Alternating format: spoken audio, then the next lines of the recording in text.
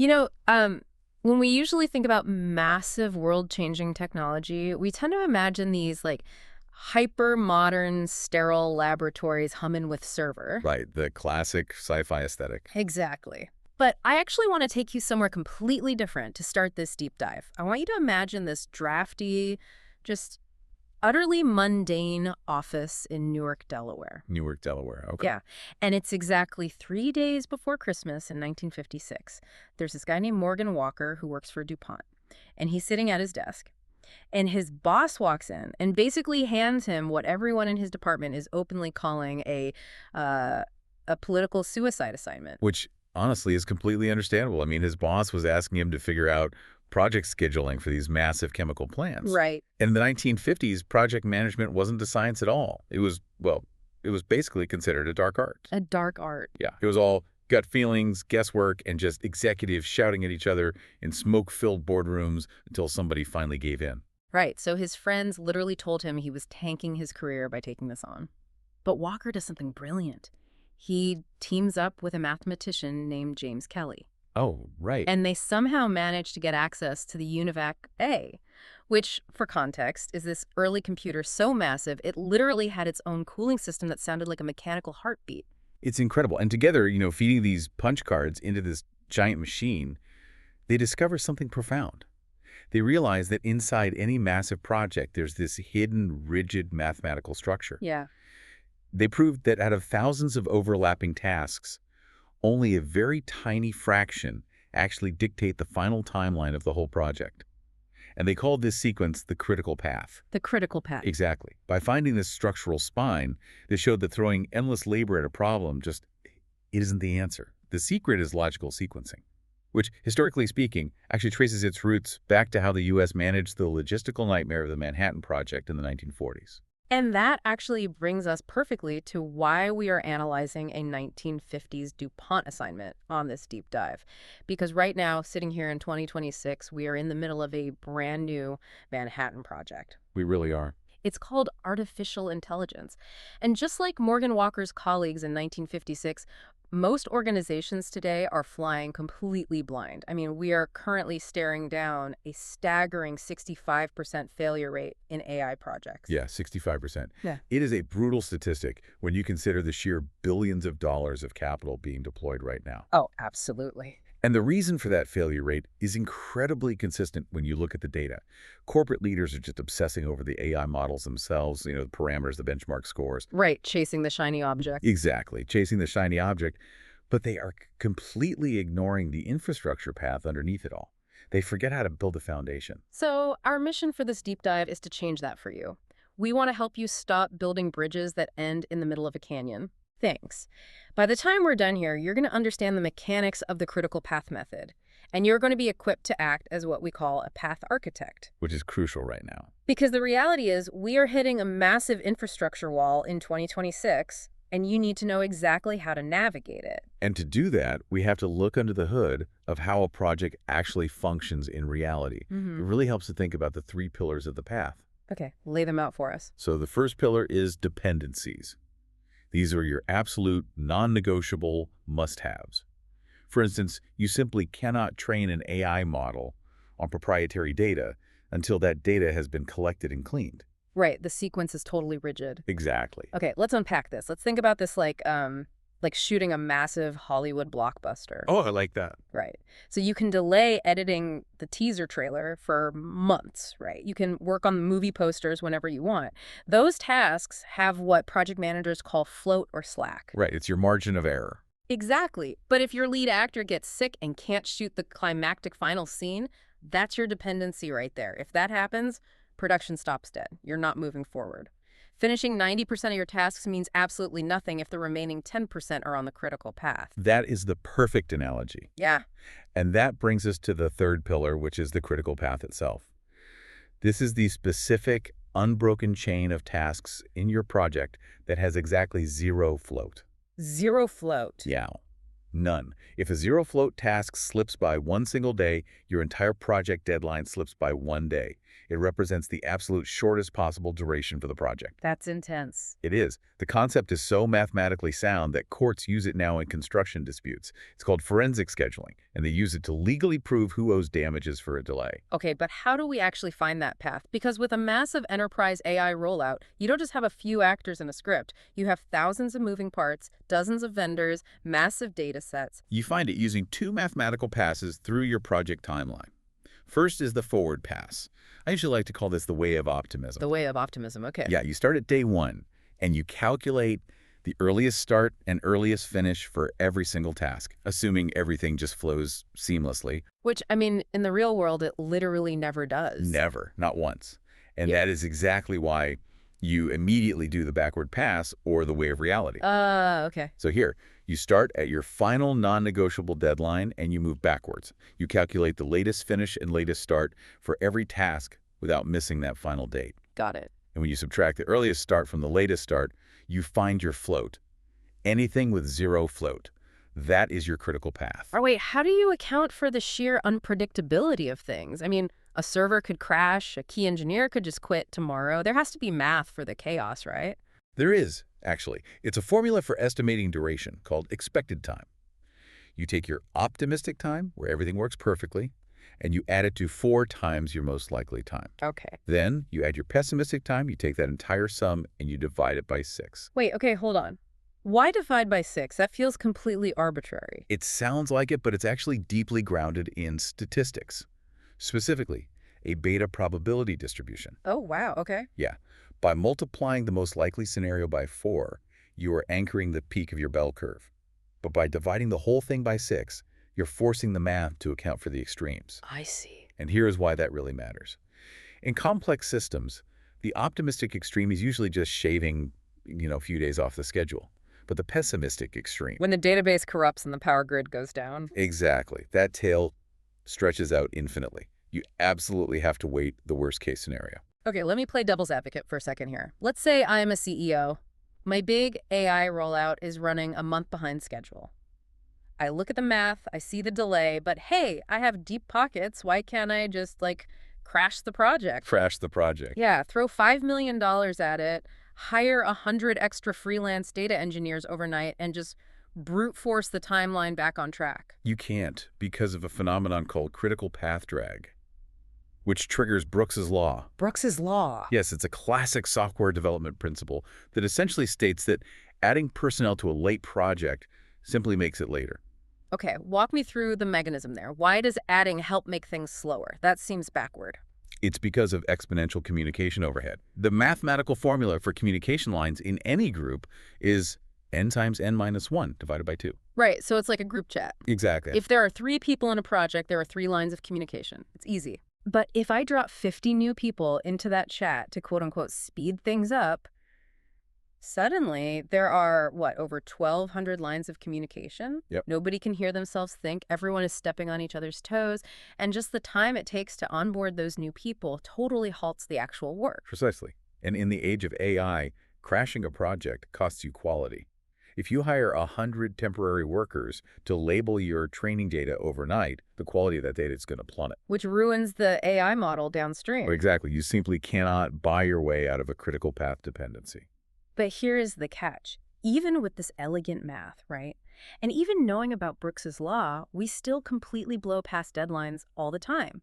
I mean, look at the Sydney Opera House. It was finished 10 years late and $100 million over budget. That's a famous disaster, yeah. Right. So if the math is so incredibly clear, why do we constantly get it so wrong? Well, that is where we have to leave pure mathematics behind and look at behavioral economics. Yeah. Because the human brain is literally wired to sabotage scheduling. Oh, yeah.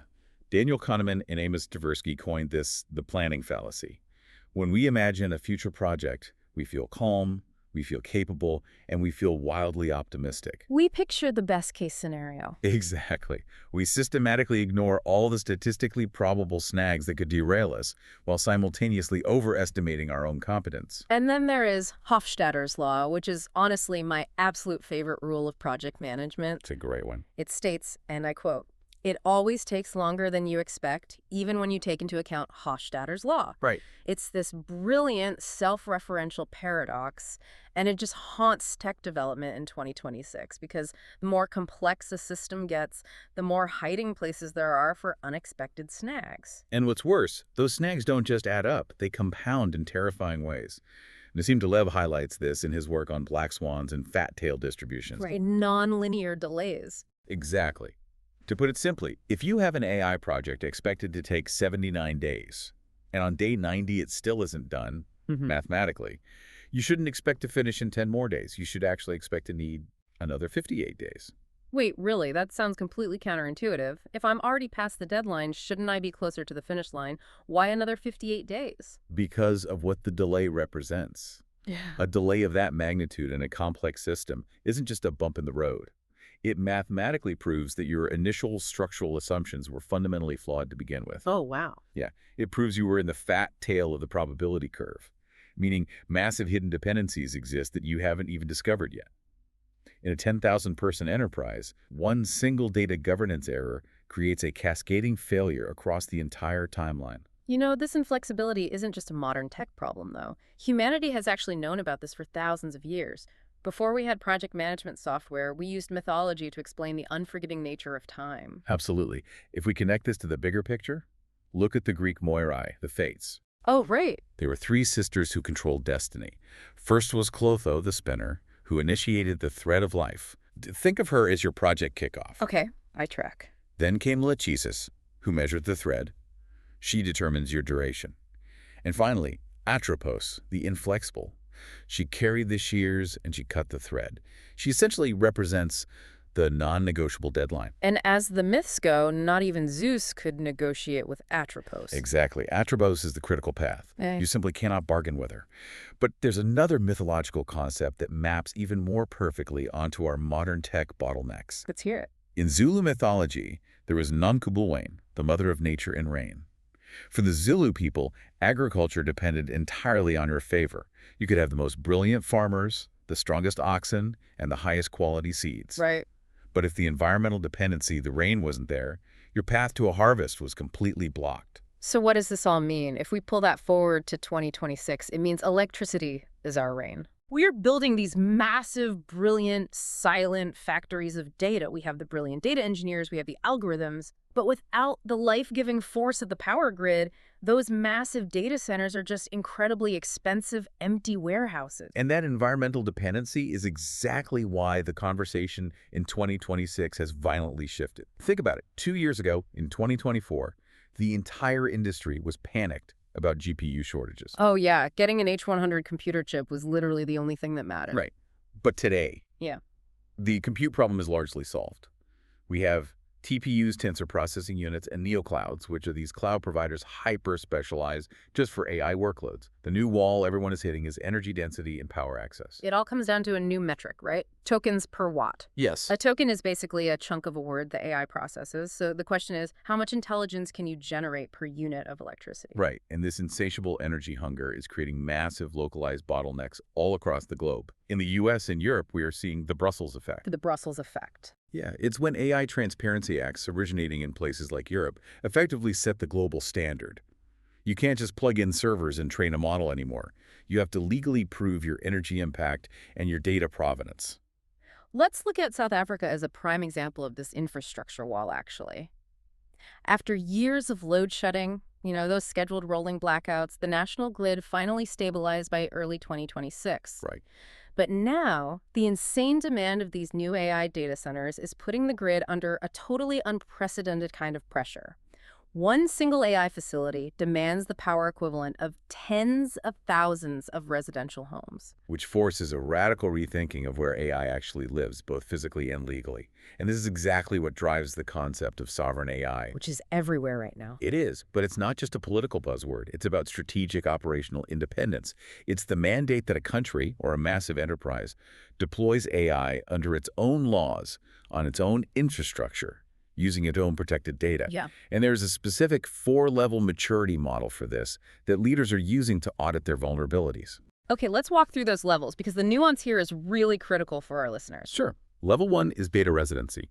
Your data physically lives in a local data center, say in Johannesburg or Frankfurt, but the AI brain is still managed remotely in the US. Okay. If geopolitical tensions flare up or a vendor goes offline, you are entirely paralyzed. You have your data, sure, but no way to process it. Level 2 is bring your own cloud. This is where your data runs in your localized AWS or Azure account. It gives you much better latency. But wait, if I'm at level 2 using my own localized cloud, aren't I technically isolated and safe? Not entirely, because the vendor still holds what's called the control plane. The control plane. Right. That means they still manage the routing of the traffic and they hold the encryption keys. Mm-hmm. If a global sanction drops, your localized data is useless because the remote control is sitting in California. Okay, so you're still fundamentally dependent. Exactly. Level 3 is self-hosted but connected. The AI model runs on your physical servers in your building, but it still phones home to the vendor for license checks or safety updates over the internet. Many large banks sit here. Makes sense. But level 4 is the ultimate destination. Self-hosted and autonomous. The full stack runs on your infrastructure with zero external connections. You could literally pull the network cable out of the wall and your AI just keeps running perfectly. But to achieve level 4, you need guaranteed power. If your company relies on a strained public grid and your competitor just built a private power station, your critical path is suddenly at the mercy of public infrastructure while theirs is guaranteed. How do you compete with that? You really can't. Here's where it gets really interesting. In South Africa, we are seeing a wild workaround called the Energy Island Strategy. It's modeled off Operation Vulindlela. Elites and massive corporations and financial hubs like Sandton are completely bypassing the national utility grid. It's fascinating. They are building massive 120-megawatt private power stations way out in the Free State province and then wheeling that power across the grid directly to their own private microgrids in the city. And from a purely functional standpoint, it is a flawless example of protecting the critical path.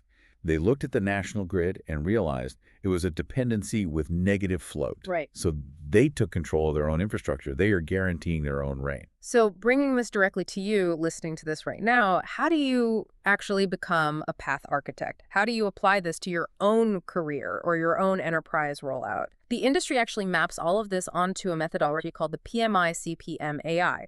It's a framework specifically built for the chaotic realities of AI execution. And instead of running through all 6 phases of that methodology like a dry textbook checklist, let's look at the massive paradigm shift it reveals. Let's look at where everyone gets this completely backward.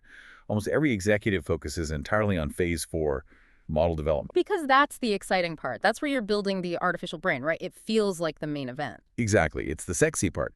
But what's fascinating here is in 2026, phase 4 is almost never on the critical path. Wait, really? Really. Because we have access to incredible pre-trained frontier models now. The actual development phase is remarkably fast.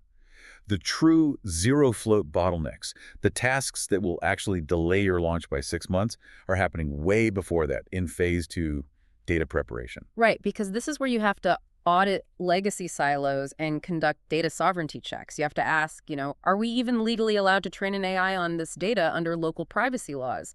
Like South Africa's POCIA, the Protection of Personal Information Act. Exactly. You can build the greatest AI model in the world, but if you train it on legally protected data without consent, your project is just dead on arrival. Precisely.